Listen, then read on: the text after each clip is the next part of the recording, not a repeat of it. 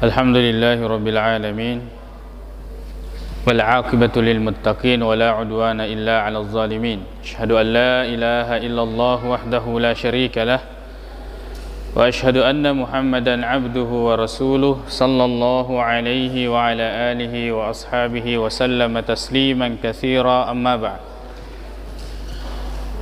Kaum muslimin, hadirin dan hadirat, Amuare Ramasaifong Allah Subhanahu wa ta'ala. Alhamdulillah, rezeki perselenerengi satu ibadah yang disyariatkan gelana yawe ular ramalang ya naritu napakai lori hadisna Nabi Muhammad sallallahu alaihi wasallam hadis surat Bukhari dan Muslim. Man qama ramadhana imanan wa ihtisaba ghufira lahu ma taqaddama min dhanbi. Barang siapa yang mendirikan bulan Ramadan karena iman dan ihtisab, yang dari itu mengharapkan pahala dari Allah Subhanahu wa taala, maka diampuni dosanya yang telah terdahulu. Hadirin dan hadirat, memuari rahmatipun Allah Subhanahu wa taala. Kasih di hadis riwayat Bukhari, maka tahu peneriti penguluta Imam Ahmad dari Abu Hurairah radhiyallahu anhu. Jadi hadis saya boleh di penguluta Abu Hurairah. Maka dia Nabi Muhammad sallallahu alaihi wasallam maka dangka nasewa waktu yarfa'u Allah Subhanahu wa taala nasuru malakul maut untuk mendatangi Nabi Musa. Agak katana ingin mencabut nyawanya. Kemudian malakul maut ini mendatangi Nabi Musa. Kemudian dia mengatakan, serahkan nyawamu. Ya. Malakul maut di sini datang dalam bentuk manusia. Dan Nabi Musa ini tidak mengetahui bahawa itu adalah malakul maut. Dia niseng. Apa sih sana jagur mani? Dia pukul sampai hilang matanya. Dia matanya. Li seluruh Allah Subhanahu wa taala. Maka dia puang, arsaltani ila abdin laka la yuridul maut. Puang, manang kekasih, engkau mengutus saya. Maka kita suruh ke lokal dia atamu, dia ini lo mati. Dia tidak menginginkan kematian. Maka faraddallahu alaihi ainahu, napali supaya mapang Allah Subhanahu wa taala pakitana, kemudian dia perintahkan kembali lokal pema Nabi Musa. Akhirnya kemudian Allah mengatakan bahwa ada pidangi Nabi Musa, maka dah nareko amate nareko atutongelin nakatai, kalau dia menginginkan kehidupan dunia, maka fada'iyadahu ala matni sawr. Ya, suruh dia letakkan tangannya di atas badannya hewan, kerbau, ya, atau kerbau, sapi. Sebanyak apa yang ditutupi oleh tangannya dari bulu, sikoro tambahannya setiap bulu 1 tahun. Kira-kira berapa tahun tambahan umurnya? Ya, kau gemet tak bawa ifakue. Kemudian satu rambut ini ditambah 1 tahun, kira-kira berapa umur tambahannya? Nah, ini bulu hewan. Kemudian didatangi oleh malakul maut, kemudian dia melakukan seperti itu. Maka dia Nabi Musa, "Ay Rabb, ya Allah, famadha ba'da hadha?" Kalau sudah ini apa? Maksudnya setelah hidup dengan umur yang begitu banyak, apa? Kata Allah Subhanahu wa taala, al-maut, tetap mati. Maka Nabi Musa mengatakan, fal'an yakum, apa itu? Sekarang cabut nyawa saya. Ini kisah dinilai Nabi Musa agar kiranya didekatkan dengan al-ardil muqaddasah, bumi yang disucikan sekira-kira sejauh 1 lemparan. Lalu kemudian Rasulullah sallallahu alaihi wasallam mengatakan, seandainya saya ada di sana, saya akan memperlihatkan kepada kalian kuburannya Nabi Musa ila janibit tariq, di pinggir jalan, inda al-kathibil ahmar, di bawah tumpukan batu atau pasir berwarna merah.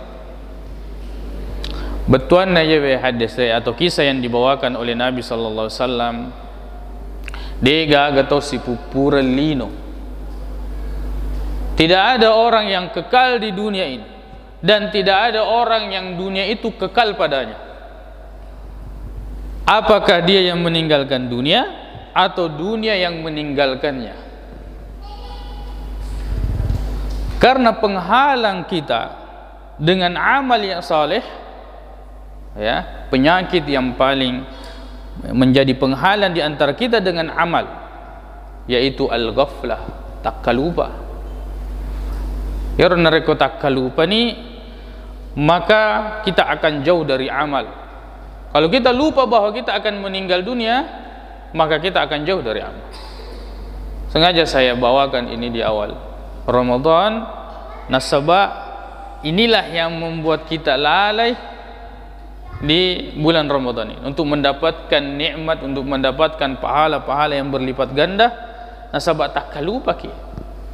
Dia semopi makan kemopi matu rapi atau ratai ulur ramalang berikutnya, padahal belum tentu dan tidak ada jaminan. Belum tentu dan tidak ada jaminan. Dan semua orang pasti akan merasakan kematian. Maka dia Allah Subhanahu wa taala, kullu nafsin dha'iqatul maut, surah Al-Imran ayat 185, bahwa setiap jiwa itu pasti akan merasakan kematian.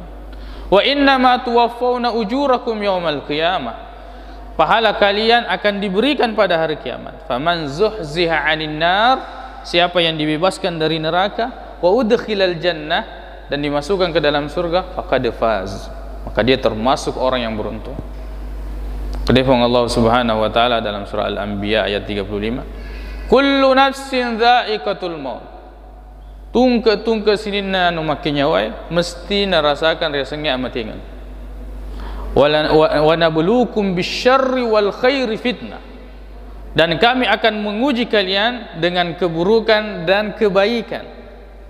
Nauji ke Allah taala nasaba alasa makoto peneritu kesehatan, dengan kemiskinan begitu pula dengan kekayaan, dengan keluasan hidup begitu pula dengan kesempitan hidup, dengan kebahagiaan begitu pula dengan kesedihan.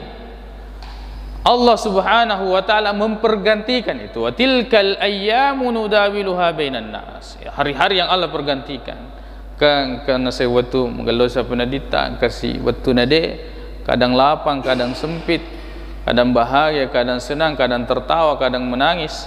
Allah Subhanahu wa taala mempergantikan itu dan menjadikan itu sebagai ujian. Wa nabluukum bisyarri wal khairi fitnah wa ilaina turja'un, dan kalian semua hanya kepada aku kalian akan kembali. Dalam surah Al-Ankabut Allah Subhanahu wa taala berfirman, kullu nafsin dha'iqatul maut, semua jiwa pasti akan merasakan kematian. Tsumma ilaina turja'un, ini supaya kita selalu ingat bahwa kemudian kita akan kembali kepada Allah Subhanahu wa ta'ala. Bayangkan tadi Nabi Musa ditawarkan kehidupan. Kalau dia mau hidup, hidup sebanyak ya, bulu yang dia tutupi dengan tangannya akan ditambahkan 1 tahun. Tapi kemudian dia mengatakan, ya setelah ini apa? Setelah ini tetap mati. Di sini banyak orang-orang yang memahami kada iya hadisnya tidak sahih. Masa Nabi Musa memukul malakul maut? Ya, karena syariatnya Nabi Musa, bagi orang yang mengintip itu ditusuk matanya pakai besi. Sedangkan orang ini tiba-tiba ada di depannya di dalam rumahnya, dan dia tidak mengetahui bahwa itu malakul maut. Bagaimana kira-kira kalau engkau tahu? Kira-kira datang ke rumah, tiba-tiba ada di dalam rumah, maka serahkan nyawamu. Ini syubhat orang yang tidak memahami penjelasan hadis ini. Ya, nah itu Nabi Musa memang malasimatus kisah makna itu langsung mati. Sebagaimana kisahnya dalam surah Al-Qasas ayat 15 mengatakan wa dakhala al-madinata ala hini ghaflatin min ahliha. Karena sewaktu ya Nabi Musa memasuki kota, kemudian fawajada fiha rajulaini yaqtatilan, mendapatkan dua orang yang sedang berkelahi, bertengkar. Hadza min syi'atihi wa hadza min aduwi. Jadi anggotanya Nabi Musa Bani Israel, dan ini anggotanya Firaun. Ya. Fastaghasahu alladhi min syi'atihi. Kemudian ia anggota Nabi Musa dari Bani Israel minta tolong. Musa minta tolong, bantu saya. Fawakazahu faqada alai. Kisah ya, sekali pukul langsung mati itu anggota Firaun. Dengan sebab inilah kemudian Nabi Musa melarikan diri ke Madian. Di situ juga dia mendapatkan jodohnya. Begitu siapa paling jagur mansana je. Ya, tapi itu tidak ada. Dia cari dalam Al-Quran, tidak ada. Karena Al-Quran memang tidak diturunkan untuk hal-hal yang seperti itu. Kembali kepada kisah tersebut, bahwa mengingatkan kepada kita bahwa sepanjang apapun kita hidup, ujung-ujungnya mati. Senikmat apapun kita merasakan hidup, ujungnya mati. Semenderita apapun kita menghadapi hidup, ujungnya mati. Setinggi apapun jabatan kita di dunia, ujungnya meninggal. Jadi hendaknya kita senantiasa mengingat itu, yang pada akhirnya inna lillahi punangan nakifong Allah subhanahu wa ta'ala wa inna ilaihi raji'un, dan kepadanya kita semua akan dikembalikan. Dan tidak perlu kita ini orang yang kembali duluan, maka daki pada loki sompe, ya, ada yang duluan pulang ke kampung, ya, ada duluan pulang ke kampung. Justru yang mengkhawatirkan ini, kalau kita pulang kampung kemudian kita tidak membawa apa-apa. Ya, rona kita orang pas sompe, kalau dia pulang kemudian dia tidak membawa apa-apa. Kita kembali kepada Allah subhanahu wa ta'ala, kemudian kita tidak membawa apa-apa dari amal salih, padahal Allah subhanahu wa ta'ala memberikan kepada kita umur, waktu, harta dan kesempatan, tapi sama sekali itu tidak mendekatkan diri kita kepada Allah subhanahu wa ta'ala. Gunakan ini Ramadan sebaik mungkin, ya, karena belum tentu kita akan mendapatkan Ramadan berikutnya. Sengaja ini kita bawakan magirona pembahasan pertama kok kaitannya tentang kematian, sebab narekota kalu pakai disinilah orang-orang akan betul-betul jauh dan membentengi antara dia dengan amal-amal yang dia akan lakukan. Makanya Nabi Muhammad sallallahu alaihi wasallam, kuntu nahaitukum an ziyaratil kubur, iroriolo wacakku masyar kubur ala fazuruha, yamakukoy ziarah kubur fa innaha tudzakiru bikumul akhirah. Karena ziarah kubur itu dapat mengingatkan kepada kalian tentang perkara akhirat, Suatu waktu Nabi setelah acara penguburan, maka kemudian dikatakan kepada sahabat, limisli hadza fa'iddu. Seperti inilah, artinya kita semua akan seperti ini, kita akan dikuburkan, maka persiapkanlah diri kalian. Limisli hadza fa'iddu fatazawwadu, maka hendaknya kita berbekal.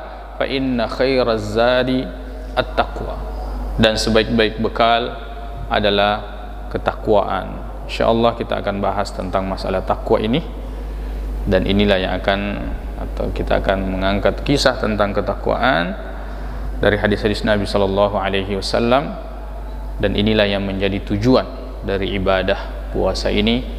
Ya ayyuhalladzina amanu kutiba alaikumusiyam kama kutiba alal ladzina min qablikum la'allakum tattaqun.